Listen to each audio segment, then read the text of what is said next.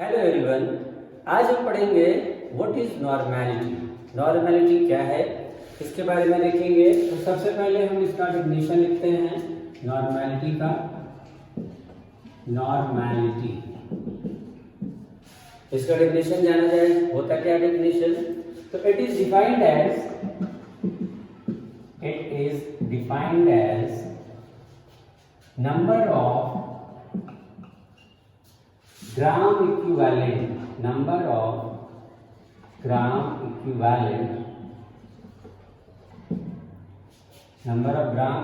present in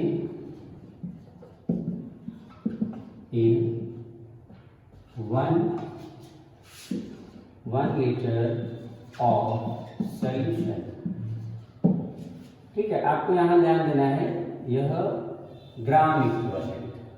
अगर हम molarity से कंपेयर करें तो मोलैरिटी में था 1 mole present in 1 litre of solution. 1 mole present in 1 litre of solution. यहाँ पर क्या है? 1 gram equivalent present in 1 litre of solution. यानी अगर हम इसको फॉर्मूले में नोट करें तो फॉर्मूले में हो जाएगा नॉर्मैलिटी। इसको कैपिटल एन से रिप्रेजेंट करते हैं, it is represented by capital N. तो नॉर्मैलिटी इक्वल टू हो जाएगा number of gram equivalent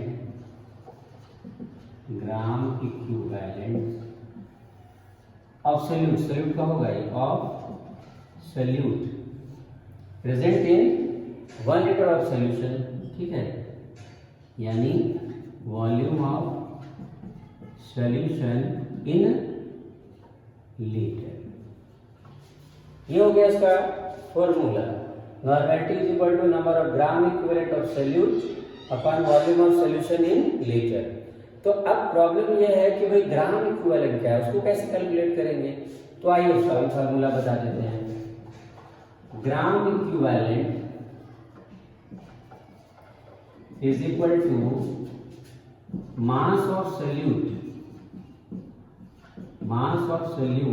upon equivalent mass. ठीक है, यानी ग्राम इक्विवेलेंट कैसे निकलेगा? मास ऑफ सॉल्यूट, जितना ग्राम सॉल्यूट दिया हुआ है 5 gram, 10 gram NaOH dissolve in 250 milli of solution. तो अब आपका जो NaOH यानी जो सॉल्यूट है, जितने ग्राम है वो हम यहाँ पे लिखेंगे मास ऑफ सॉल्यूट और उसे डिवाइड कर देंगे इक्विवेलेंट मास से। अब इक्विवेलेंट मास इसको कैसे निकालेंगे ये भी देखना होगा। तो equivalent mass is equal to molar mass upon, अगर वो बेस है तो उसकी एसिडिटी, और अगर वो एसिड है तो उसकी बेसिसिटी, अब दिक्कत यह है कि अगर वो सॉल्ट होगा तो क्या करेंगे? सॉल्ट के लिए क्या करेंगे? Molar mass of the salt upon जितने भी उस पे पॉजिटिव चार्ज होंगे, पॉजिटिव चार्ज यानी कैटायंस पे जितने चार्ज होंगे या एनायन पे जितने चार्ज होंगे, क्योंकि सॉल्ट न्यूट्रल होता है तो जितने पॉजिटिव चार्ज होंगे उतने नेगेटिव चार्ज होंगे। तो किसी जितने भी उसकी वैलेंसी होगी, ठीक है, पॉजिटिव आयन की वैलेंसी जो होगी उससे हम डिवाइड कर देंगे। तो इस तरह से हम क्या निकाल पाएंगे? इक्विवेलेंट मास निकाल पाएंगे। और इक्विवेलेंट मास से क्या करेंगे? मास ऑफ सॉल्यूट में डिवाइड करेंगे तो क्या मिलेगा? ग्राम इक्विवेलेंट मिलेगा। ग्राम इक्विवेलेंट को यहाँ रख देंगे और सॉल्यूशन लीटर में जितना होगा उससे डिवाइड करेंगे तो हमें क्या मिलेगा? नॉर्मैलिटी। तो आपको लग रहा है कि काफी लंबा है प्रोसेस, चलिए छोटा कर देते हैं। एक फॉर्मूला याद कर लेते हैं, वो फॉर्मूला आपको डायरेक्ट आप उस पर क्वेश्चन लगा सकते हैं। नॉर्मैलिटी के जितने भी क्वेश्चन होंगे, तो चलिए फॉर्मूला देख लीजिए।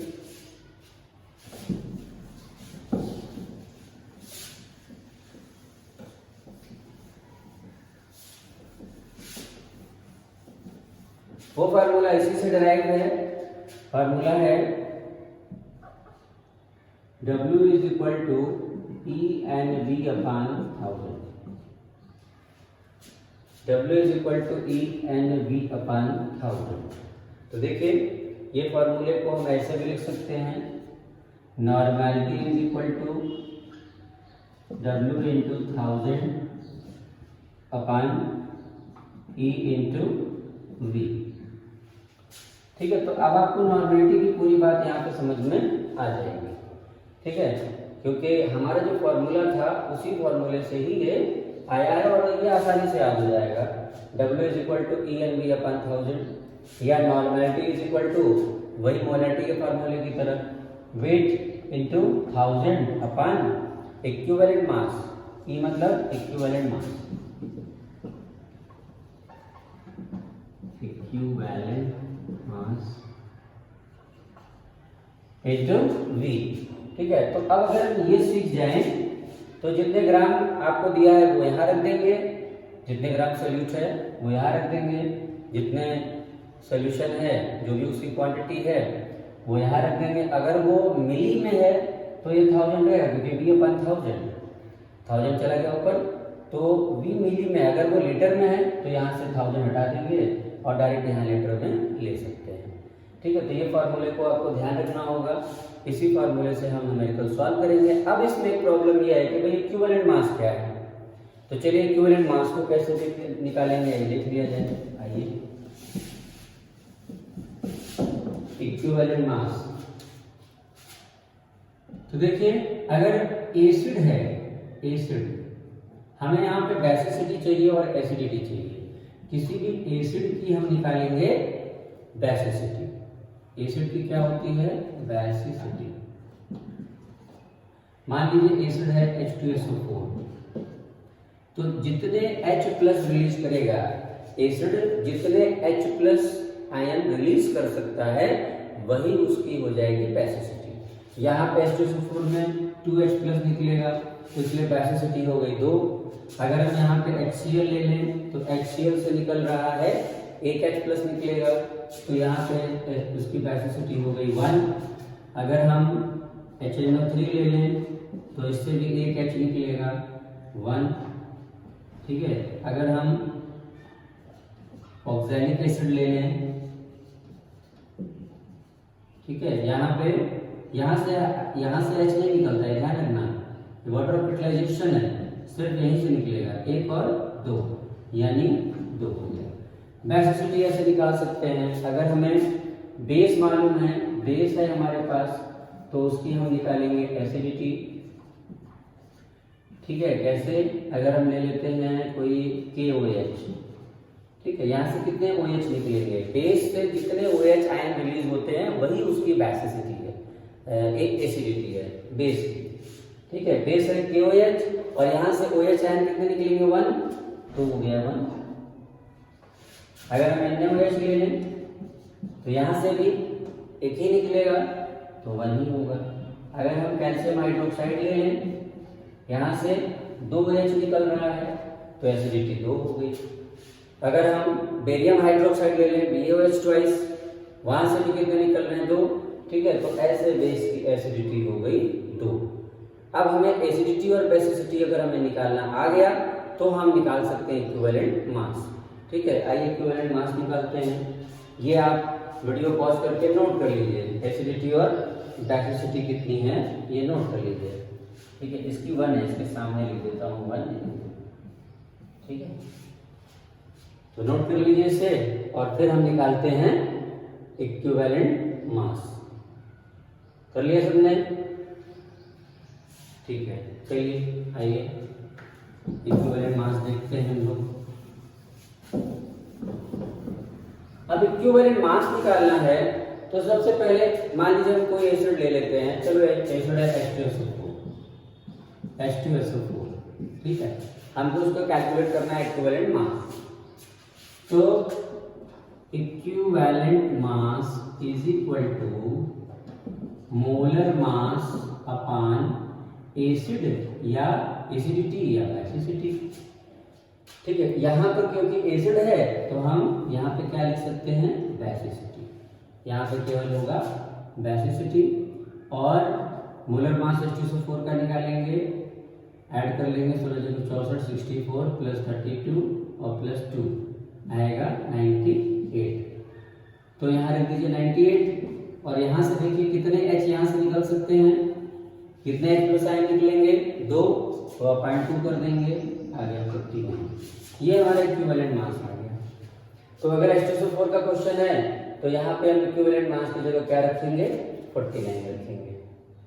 ठीक है, अब ये क्वेश्चन करेंगे, अभी आप देखते जाइए। मान लीजिए हम ले लेते हैं कोई बेस NaOH ले लेते हैं, चलिए NaOH। तो NaOH में 23 + 16 + 1 40 हो गया।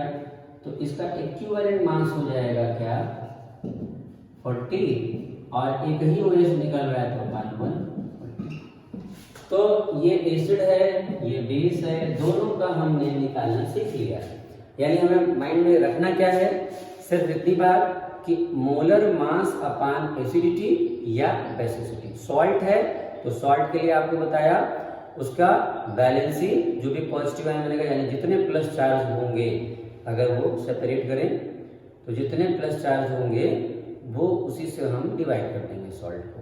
जैसे आज सपोज कर लीजिए Na2CO3 है, Na2CO3, तो Na पर कितने प्लस चार्ज आएंगे, यहाँ पे 1 प्लस चार्ज आएगा और CO3 पे 2 माइनस चार्ज होगा।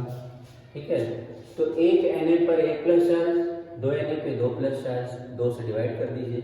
ठीक है, तो यहाँ पे हम Na2CO3 का निकाल लेंगे। ठीक है, इक्विवेलेंट मास। तो सॉल्ट का इस तरह निकाला जाएगा कि हम जितने भी चार्ज होंगे प्लस चार्ज उसको या माइनस चार्ज है उससे हम डिवाइड कर लेंगे।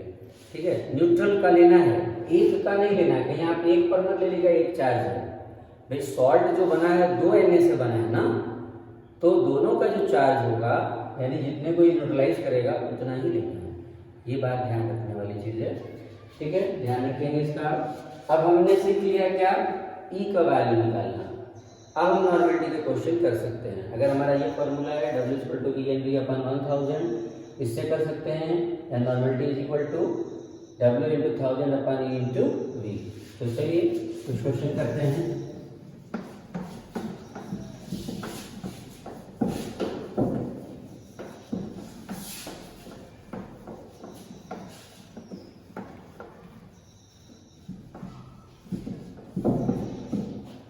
क्वेश्चन है, देख लेते हैं क्वेश्चन अपने से।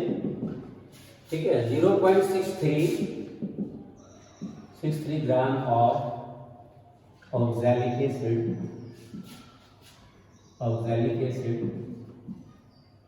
Is dissolved in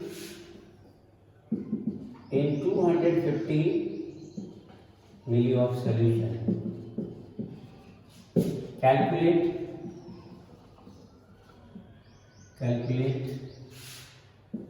normality and molarity of solution. तो हमने यहाँ पे दोनों चीजें ले लिया, नॉर्मैलिटी भी ले लिया, मोलैरिटी भी ले लिया। तो अगर हम नॉर्मैलिटी और मोलैरिटी का कोई रिलेशन जान जाए तो हमारे लिए काम आसान हो जाएगा। तो देखिए, नॉर्मैलिटी और मोलैरिटी के बीच एक रिलेशन है, relation between normality and molarity. क्या है ये, है normality is equal to molarity into N। N क्या है, बेस की एसिडिटी या बेसिसिटी या एसिडिटी।